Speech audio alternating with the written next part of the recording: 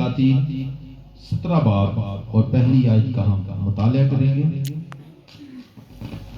और एलिया तिशबी जो जिलाद के परदेशियों में से था, अकयब से कहा कि खुदावंद इस्राएल के खुदा की हयात की कसम जिसके सामने मैं खड़ा हूं, इन बरसों में ना ओस पड़ेगी ना मी बरसेगा जब तक मैं ना कहूं।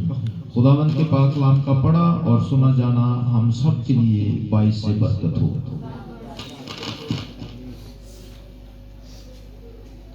अजीज बहनों और भाइयों, हमने सलातीन की किताब का मुताला किया है। सलातीन की किताब का मुसन्नफ जो है, ये समझा जाता है कि यिर्मयाह नबी ने इस किताब को तहरीर किया था और ये किताब गालिबन 540 से 560 कबल मसीह के दरमियानी अरसा में लिखी गई थी। इस किताब में 17 बाब की पहली आयत में हमने एलिया नबी के बारे में सुना है। एलिया नबी कौन थे, कहां से आए थे? एलिया के मानी मेरा खुदा ही मेरा मालिक है। एलिया नबी जुबा का रहने वाला था। जुबा के मानी पहाड़ी बुलंदी है। ये यहूदा का एक पहाड़ी शहर था। ये याकूब के बेटे बिन्यामीन की मेराज थी। इस शहर में बिन्यामीन का कबीला था।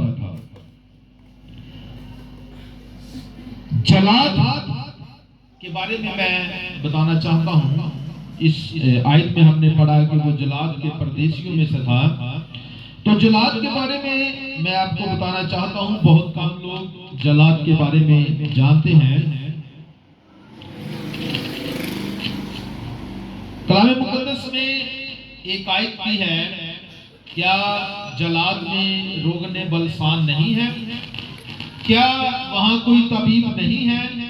मेरी बिनते कौम क्यों शिफा नहीं पाती? जलाद के मानी शहादत का ढेर है। इसकी हदूद जो है वो शिमाल में गलील की झील का जनूबी साहिल, जनूब में बहरा मुर्दार का शमाली साहिल, मगरब में दरियाई यर्दन और उसके मशरक में बियाबान था। ये चारों तरफ से घिरा हुआ था। याकूब ने ये नाम पत्थरों के उस अंबार को दिया जो लाबन और याकूब ने अपने बरादराना अहद बांधने के सिलसिला में इकट्ठा किया था।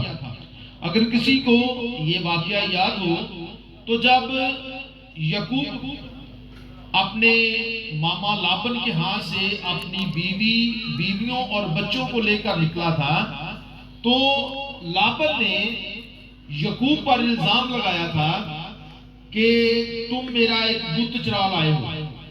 वो बुत राफेल के पास था और वहां पर उस जलाद के पहाड़ पर जो है लाबन ने याकूब का ताकुब किया और वहां पर फिर उन्होंने एक अहद बांधा था और इकट्ठे उन्होंने बैठकर ये अहद किया था। यहाँ पर उन्होंने खाना भी खाया था। ये पैदाइश 31 बाब 47 आयत में है, जब उन्होंने वहां पर बैठकर इकट्ठे खाना खाया और ये उनके दरमियान एक अहद यहाँ पर हुआ था। मैं उसकी तफसील में नहीं जाऊंगा। यहाँ पर उन्होंने एक अहद बांधा था। यहाँ पर याकूब और लाबन ने इकट्ठे खाना भी खाया था। जलाद का मतलब है पथरीली जमीन। इसे जल आद भी कहते हैं और जल ईद भी कहते हैं। जब मुल्क के नाम फतह किया गया तो जलाद बनी रोबन, बनी जाद और मनसी के आधे कबीला की मेरास हुआ। उनको मेरास के तौर पर दिया गया था। एलिया नबी जुबा का रहने वाला था, जलाद में परदेसी था। एलिया नबी का नसबनामा नहीं मिलता, ये बात याद रखें। कलाम मुकद्दस में एलिया नबी के जो नसबनामा है वो नहीं है।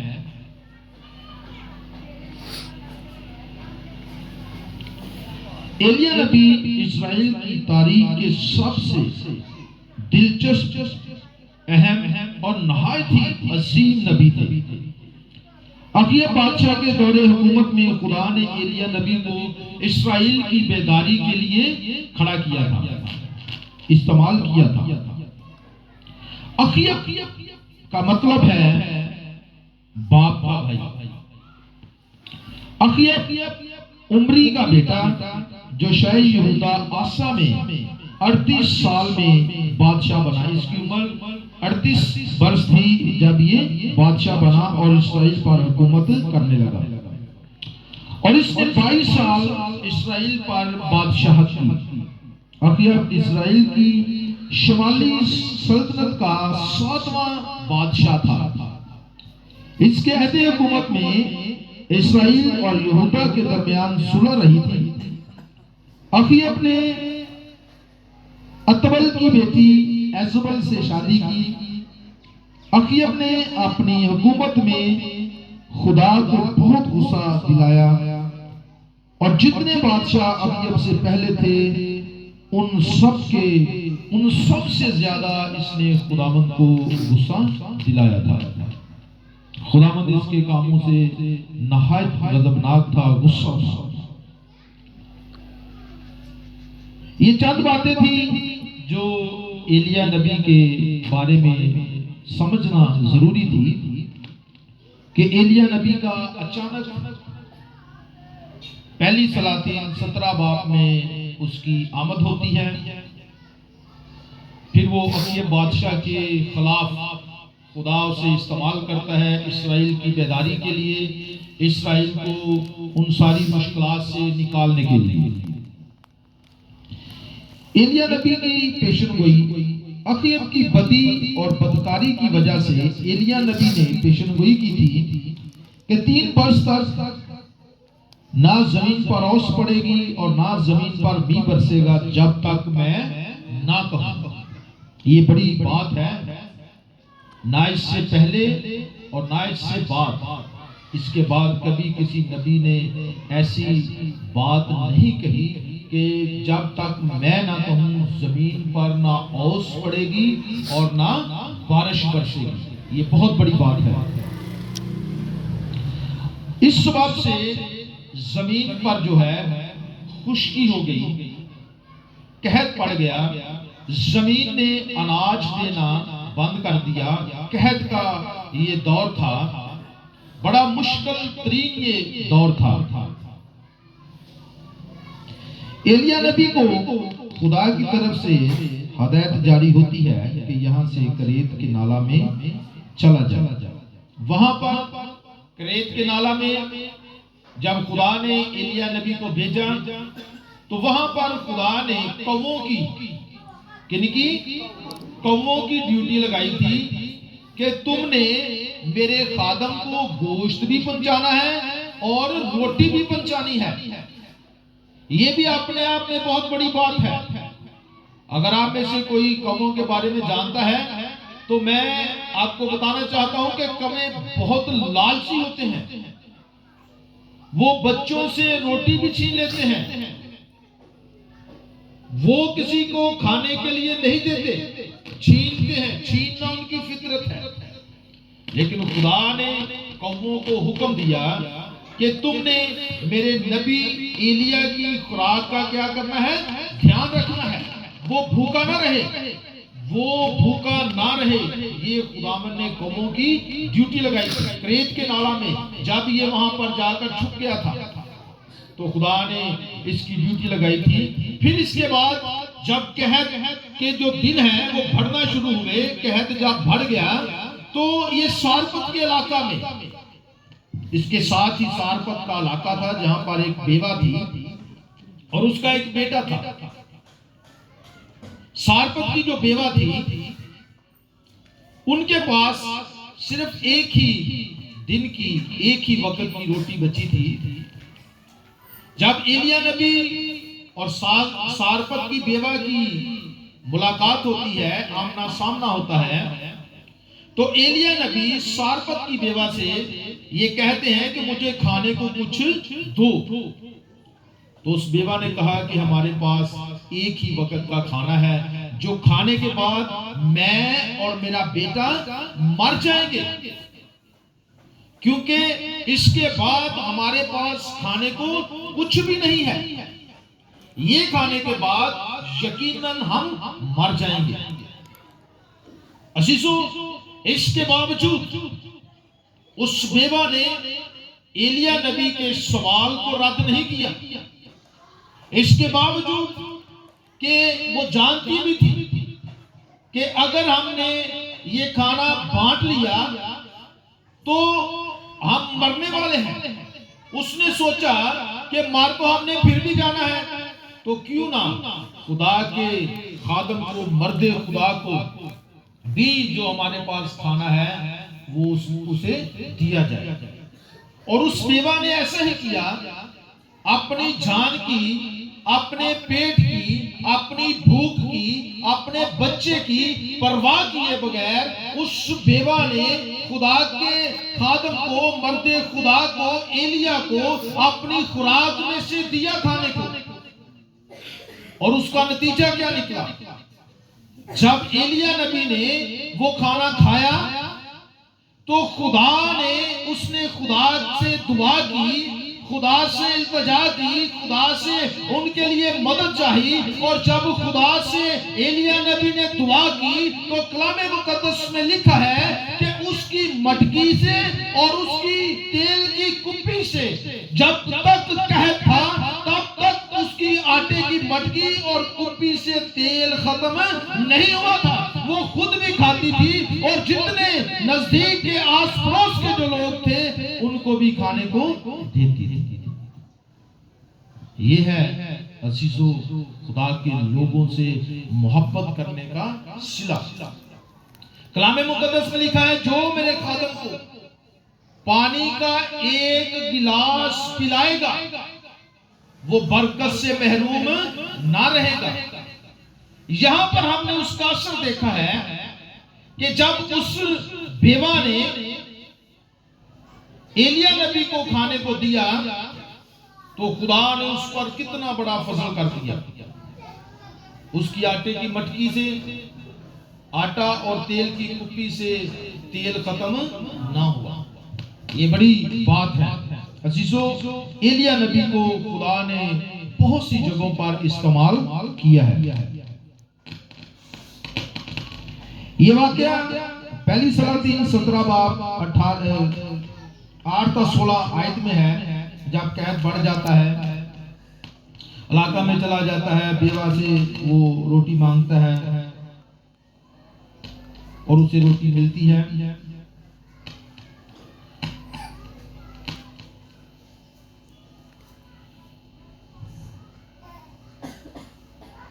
इस बात में ईमानदारों के लिए सबक ये है कि हमें खुदा की मर्जी को पूरा करने की जरूरत है। और जब तक हम खुदा की मर्जी को पूरा करते हैं, खुदा की मर्जी के मुताबिक चलते हैं, तो खुदा हमारी जरूरियात को पूरा करता और हम पर अपना रहम बनाए रखता है। मुझे एक और आयत याद आ रही है, कलामे मुकद्दस में लिखा है, जब तू मेरी इबादत करेगा तब मैं तेरे रोटी और पानी पर बरकत दूंगा और तेरे बीच से बीमारी को दूर करूंगा। तेरे शहर में बल्कि तेरे मुल्क में कोई बांझ ना रहे। ये हमारी दुआ और दुआ का असर है और खुदा के साथ ईमानदारी के साथ चलने का सिला भी है। इसमें एलिया नबी बड़ा ही ताकतवर किरदार है। ये जो किस्सा भी हम एलिया नबी के बारे में सुनने वाले हैं, ये बड़ा ही पावरफुल है। बहुत ही ताकतवर तरीके से एलिया नबी जो है बाल के पुजारियों के सामने जो है वो खड़े होते हैं। किसी को पता है बाल के पुजारी जब बाल के पुजारियों में और एलिया नबी में तकरार हुई थी, आमना सामना हुआ था, इनकी जंग हुई थी, वहां पर एक मुकाबला हुआ था। एलिया नबी ने उनसे कहा कि तुम भी अपने लिए एक बैल ले आओ और मेरे लिए भी एक बैल ले आओ, और तुम भी अपने बैल को टुकड़े करके मज़बा पर रखो और मैं भी अपने बैल को टुकड़े करके मज़बा पर रखूंगा, और जिसका खुदा आग से जवाब देगा उसका खुदा जीता खुदा होगा, उसका खुदा जिंदा खुदा होगा, और जिसका खुदा आग से जवाब नहीं देगा उसका खुदा जिंदा खुदा नहीं होगा। उसका खुदा जिंदा खुदा नहीं होगा। और मेरे अजीजों, जब एलिया नबी ने ये बात कही थी तो वहां पर तकरीबन 450 बाल के पुजारी थे। कितने? 450 बाल के पुजारी थे, जो सारा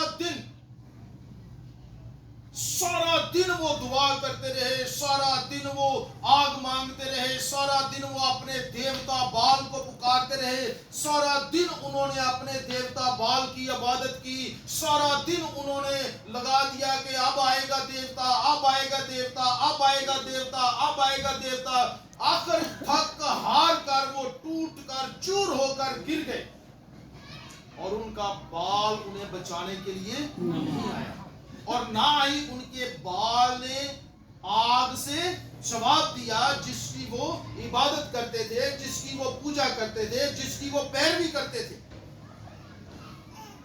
फिर मर्दे खुदा एलिया आए। एलिया नबी ने बाल के पुजारियों से कहा कि तुम क्यों एक साइड पर नहीं रहते, या खुदा के पैरोकार बन जाओ या मुकम्मल तौर पर बाल की पैरवी करो।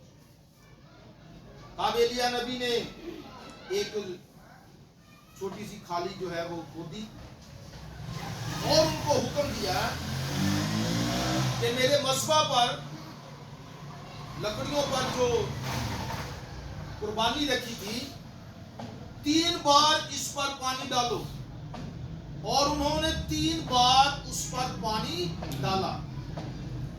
अब आप जानते हैं आजकल गैस नहीं है, लकड़ियां कौन कौन बालता है? लकड़ियां से बालते हैं ना, सूखियां लकड़ियां जल्दी बाल जाती हैं कि गिलियां लकड़ियां? अब एलिया नबी क्या करते हैं? एलिया नबी उनसे कहते हैं कि 3 बार इन पर क्या करो, पानी डालो। वो इस बात को, इस काम को और भी दिलचस्प बनाते हैं, और भी ज्यादा संगीन बनाते हैं, और भी ज्यादा दिलचस्प बनाते हुए, और जब वो एलिया नबी खुदा से दुआ करता है तो आग आसमान से आती है, और उस आग का काम क्या है?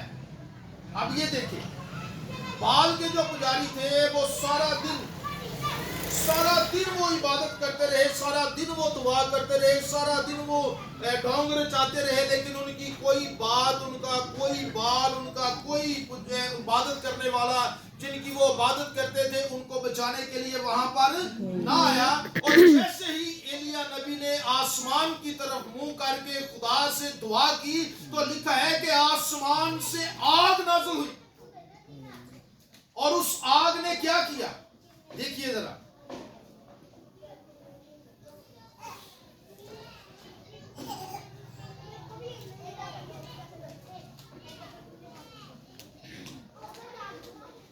और इस्राएल के खुदा को पुकारा, और अब्राहम, इसहाक और याकूब के खुदा ने आग से जवाब दिया, और सौख्तनी कुर्बानी, उसके नीचे जो गीली लकड़ियां थी,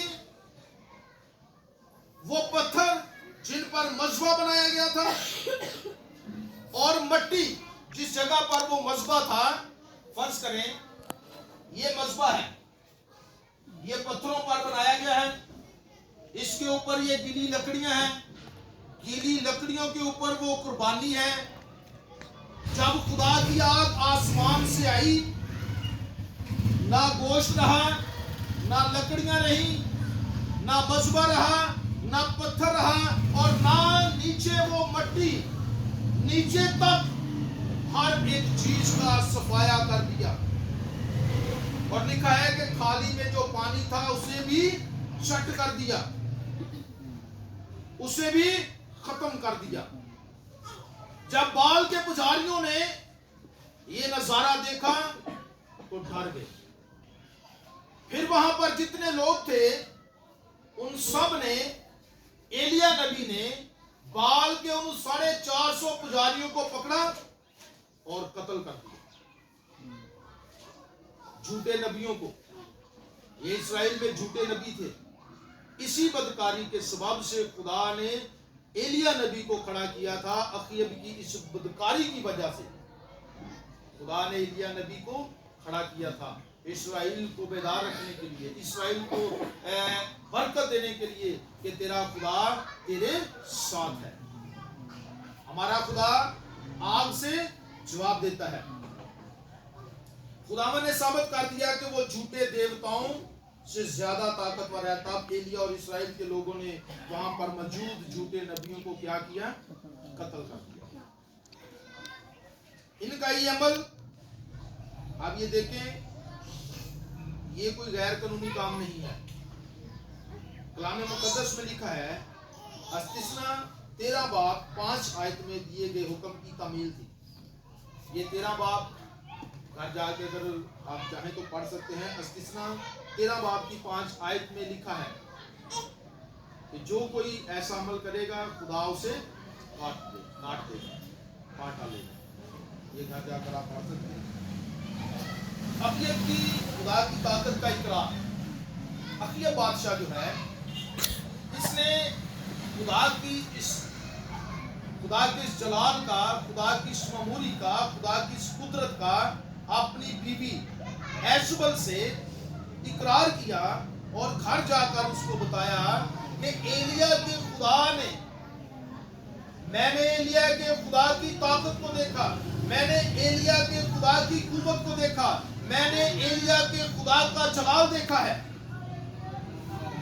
हमारे पुजारी जो है वो दिन भर इबादत करते रहे, हमारे पुजारी जो है वो दिन भर बाल को पुकारते रहे, लेकिन हमारे पुजारियों के पुकारने से बाल ने एक बार भी उनकी नहीं सुनी। लेकिन एलिया के खुदा ने एक ही बार में एलिया की आवाज सुनी और आसमान से आग नाज़िल हुई और हर एक चीज को सट कर दिया। अब यहां पर एजबल जो है वो खुदा पर ईमान नहीं लाई, बल्कि उसने कसम किया, एक इरादा किया, एक मंसूबा बनाया एलिया नबी के खिलाफ कि मैं एलिया नबी को क्या करूंगी? कत्ल करवा दूंगी, एलिया को छोड़ूंगी नहीं। एलिया नबी ने जब इस खबर को सुना, जब ये बात एलिया नबी तक पहुंची कि एजबल मुझे कत्ल करवाना चाहती है, तो एलिया नबी जो है वहां से भागकर जंगल में चले गए और जंगल में जाकर खुदा से दुआ करते हैं। जंगल में जाकर खुदा से दुआ करते हैं कि ऐ खुदावंद, मुझे अपने पास बुला ले, मेरी जान ले ले, इससे पहले कि एजबल मेरी जान तक पहुंचे, इससे पहले कि एजबल मुझे पकड़े, इससे पहले कि एजबल मुझे कत्ल करवाए, इससे पहले कि वो मुझे गुलाम बनाए, इससे पहले कि वो मुझे बंदी बनाकर ले जाए और मेरी तजलील करे और मुझे कत्ल करवाए। ऐ खुदावंद, तू मेरी जान को ले ले। पर अभी खुदावंद एलिया नबी से और काम लेना चाहते थे और खुदा ने एलिया नबी के जिम्मे काम लगाए थे जो एलिया नबी ने अभी करने थे। जब एलिया नबी जंगल में गए, कलाम मुकद्दस में लिखा है कि खुदा ने एलिया नबी के लिए खाने पीने का इंतजाम किया, उसे खुराक दी कि वो खाए और खाने के बाद लिखा है कि उसे अच्छी मीठी गहरी नींद अता की। जब वो नींद से बेदार हुआ, नींद से जागा, तो लिखा है कि वो ताजा दम हुआ। आप में से कितने लोग हैं जो परेशान होते हैं? कोई परेशान होता है? कभी आप पर तो परेशानी आई है? परेशानी में क्या होता है? नहीं, ये तो पहले भी कुछ होता है। हाँ जी, सबसे पहले जब इंसान परेशान होता है तो उसका मैदा डिस्टर्ब होता है। सबसे पहले मैदा जो है वो डिस्टर्ब होता है। भूख नहीं लगती, भूख ना लगने की वजह से नींद भी नहीं आती। अब देखें खुदावन ने यहां पर क्या काम किया है। सबसे पहले एलिया नबी के लिए क्या इंतजाम किया है? खाने का। उसके मैदे के सिस्टम को नॉर्मल रखा है खुदा ने। भूख लगेगी, हम खाना खाएंगे, जिस्म में ताकत आएगी, और ताकत आने के बाद नींद आएगी। खाना खाने के बाद एलिया नबी गहरी नींद सोए और जब उठे तो ताजा दम हो गए। और लिखा है कि 40 दिन की मुसाफत उन्होंने तय की, 40 दिन का सफर तय किया और हुरब के पहाड़ पर चले गए और वहां पर एक गार में छिप गए।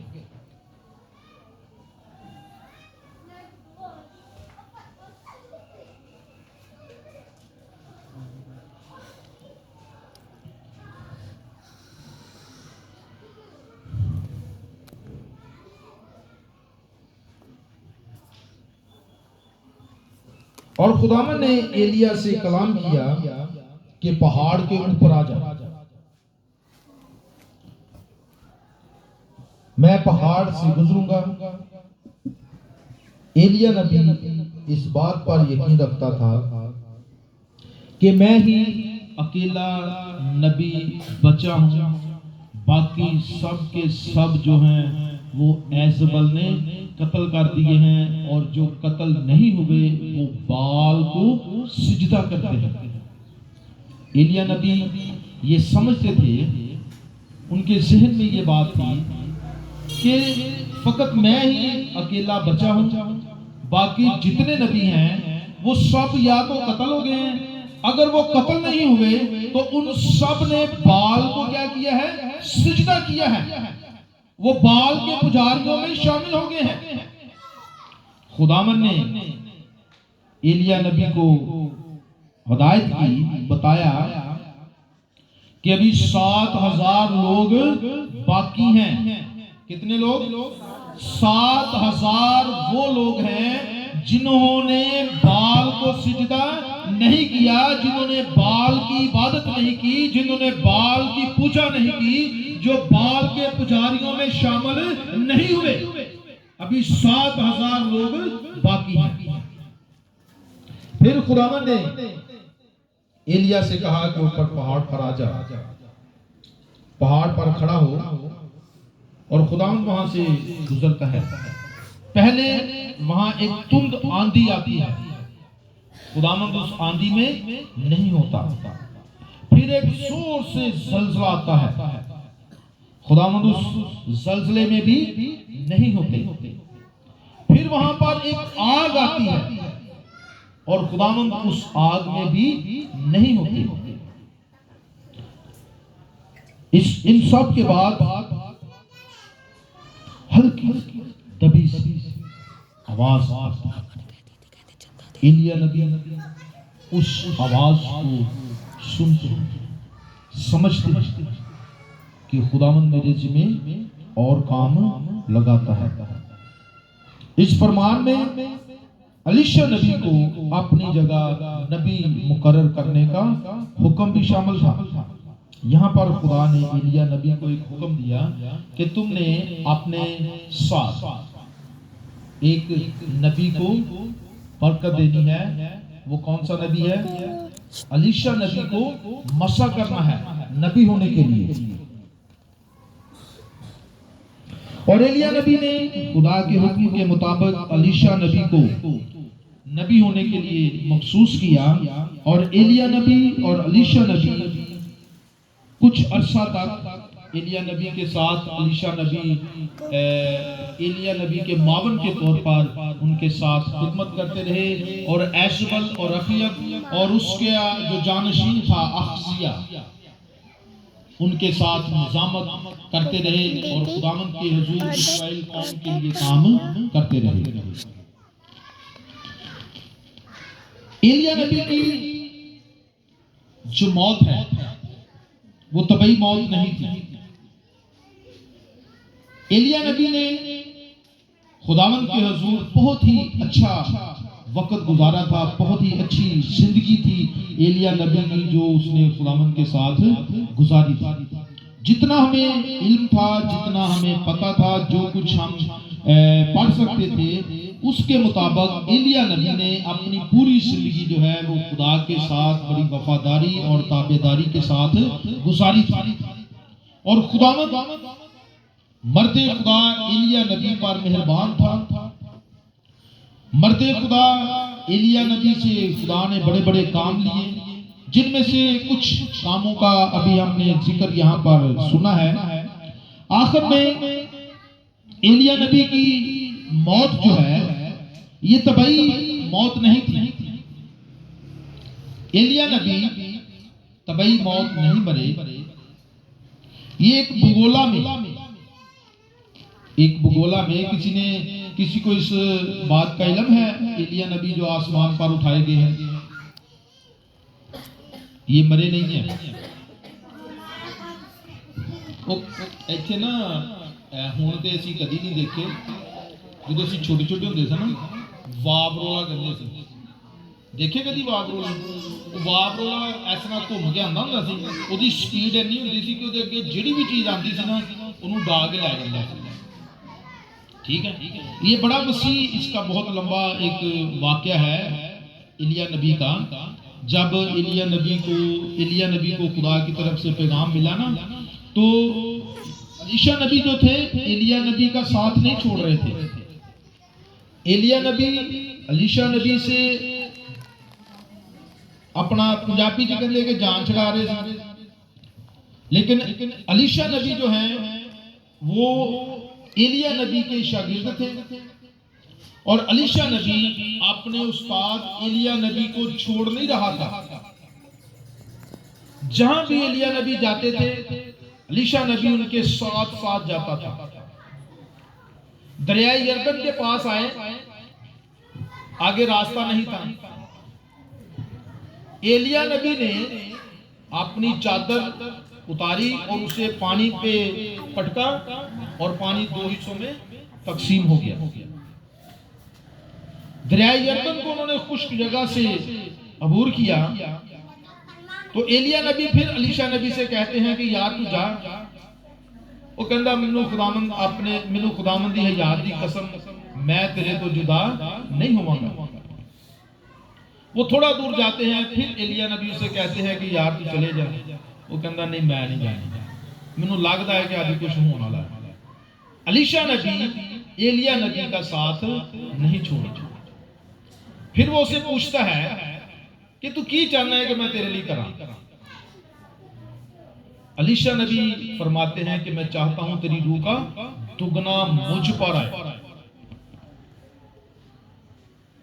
और जब वो ये बातें करते हैं तो एक भूगोला आता है और एलिया नबी को उठाकर ले जाता है। और एलिया नबी की जो चादर है वो पटका वो अलीशा नबी पर आ जाता है।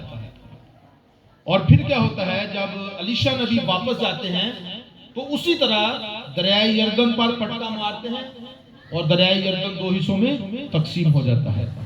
और फिर वो वहां से चले जाते हैं। उनको पता चल गया था कि अभी मेरा खुदा जो है वो मेरे उस्ताद को एलिया को मुझसे जुदा कर देगा, ले जाएगा। सो अजीजो, एलिया नबी की तबई मौत नहीं हुई, वो जिंदा आसमान पर उठाए गए थे। नए अहदनामा में भी एलिया नबी का जिक्र मिलता है। नए अहदनामा में भी एलिया नबी का जिक्र मिलता है। यूहन्ना अस्तबागी की खिदमत में एलिया नबी की रूह और कुव्वत के निशान मौजूद थे। मुकद्दस लूका रसूल की इंजील 1 बाब 7 आयत। मैं चाहूंगा हम इस आयत को पढ़ें। मुकद्दस लूका रसूल की मार्फत लिखी गई इंजील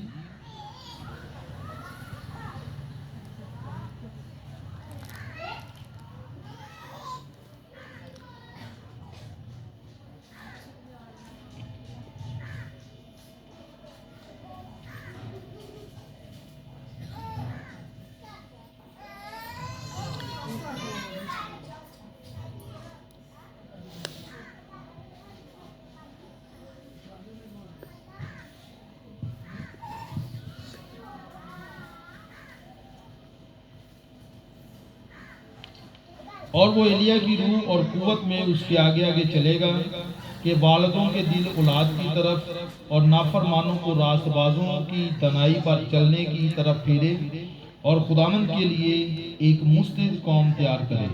आमीन। एलिया नबी की रूह जो है वो यूहन्ना अस्तबागी में थी और अभी भी एलिया नबी का काम जो है वो खत्म नहीं हुआ था।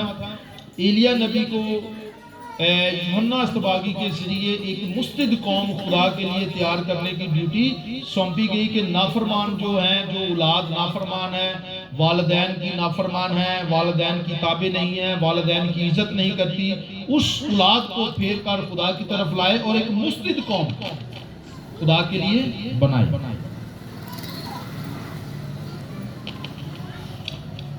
और इस वजह से मलाकी 4 बाब 5-6 आयात में की गई पेशन गोई पूरी हुई। मलाकी 4 बाब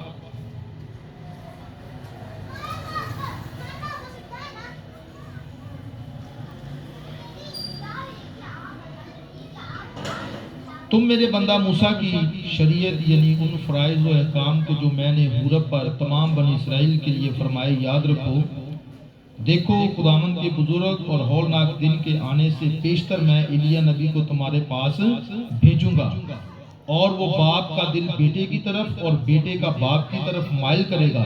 मुबादा मैं आऊं और जमीन को मलूम करूंगा। ठीक है जी, ये पेशन गोई मलाकी नबी की किताब 4 बाब में की गई थी, जिसकी तकमील मुकद्दस लूका रसूल की इंजील 1 बाब 17 आयत में पूरी हुई। याकूब ने एलिया नबी की जात को दुआ देने के लिए इस्तेमाल किया। याकूब 5 बाब 17-18 आया। याकूब रसूल का खत देखेंगे हम।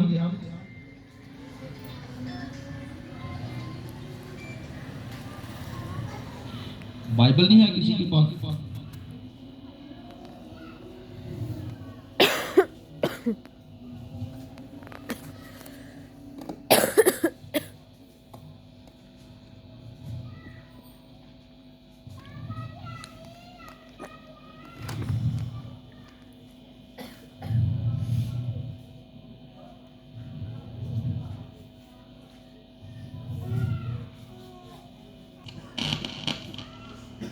एलिया हमारा हम तबीयत इंसान था। उसने बड़े जोश से दुआ की कि मीना बरसे। चुनाचा 3.5 वर्ष तक जमीन पर मीना बरसा। फिर उसने दुआ की तो आसमान से पानी बरसा और जमीन में पैदावार हुई। खुदावंद के पाक कलाम का पढ़ा और सुना जाना हम सब के लिए बाइस से बरकत हो। अजीजों, ये वो वाकया था जब एलिया नबी ने 450 नबियों को कत्ल किया था। तो जब खुदा ने आग से आसमान से जवाब दिया था, उस वक्त बारिश बरसी थी 3.5 साल बाद, जब एलिया नबी ने कहा था कि जब तक मैं ना कहूं उतनी देर तक बारिश नहीं बरसेगी।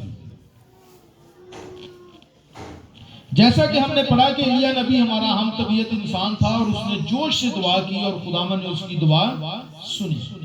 अजीजों, आज हमारे लिए एलिया नबी की जिंदगी जो है एक मिसाल है, एक नमूना है कि जिस तरह उन्होंने अपनी जिंदगी में अपने खुदावन को खुश रखा,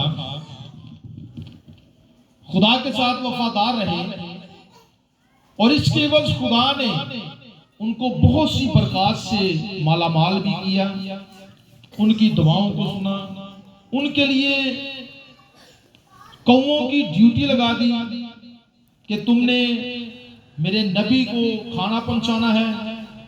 अगर हम खुदा के साथ वफादार रहें और खुदा के साथ वफादारी के साथ चलें तो मैं ईमान रखता हूं इस बात पर कि जिस तरह खुदा मर्दे खुदा एलिया नबी के साथ था, खुदा हमारे भी साथ होगा और खुदा हमारी भी मुश्किलात दूर करता है, करेगा और करता रहेगा। कलाम मुकद्दस में लिखा है, खबरदार मैं तुम्हें हरगिज़ बेयारो मददगार ना छोड़ूंगा, मैं तुम्हें यतीम और लावारिस ना छोड़ूंगा। तुम्हारे लिए एक दूसरा मददगार जो बाप से सादर होता है, यानी रूहुल कुद्दुस, तुम्हारे दरमियान भेजता हूं। अजीजों, बेशक आज हम लावारिस नहीं हैं, हमारा खुदा हमारे साथ हर वक्त रहता है। जिस तरह वो सदरक मिसक अब्दुल नजूक के साथ आग की भट्टी में था, मुश्किल वक्त में एजबल के दौर में खुदा एलिया के साथ था और आज इस महंगाई के दौर में, इस मुश्किल दौर में खुदा हमारे भी साथ है और इस मुश्किल दौर में खुदा हमें भी खाना भी देता है, पीने को भी देता है, कपड़े पहनने को भी देता है।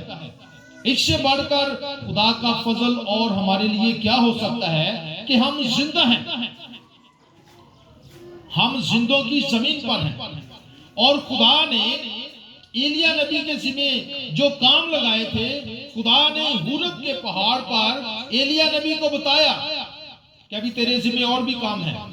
तो इस साल में, साल के पहले महीने का इख्तिताम होने वाला है और खुदा हमसे भी इस साल में बहुत से काम लेना चाहता है। हम खुदावन से दुआ करें कि खुदावन जिस तरह आपने मर्दे खुदा एलिया को इस्तेमाल किया, ऐ खुदावन हमारी जिंदगी भी ऐसी बना कि हम भी आपके बेटे यीशु मसीह के साथ वफादारी के साथ चलें, आपके बेटे यीशु मसीह की अतायत करें, फरमाबरदारी करें, ताबेदारी करें और हम अपनी जिंदगी से आपके बेटे यीशु मसीह के नाम को इज्जत और झड़ाव दें।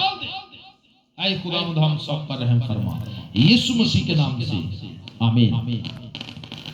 अदिये के लिए गीत गाएं।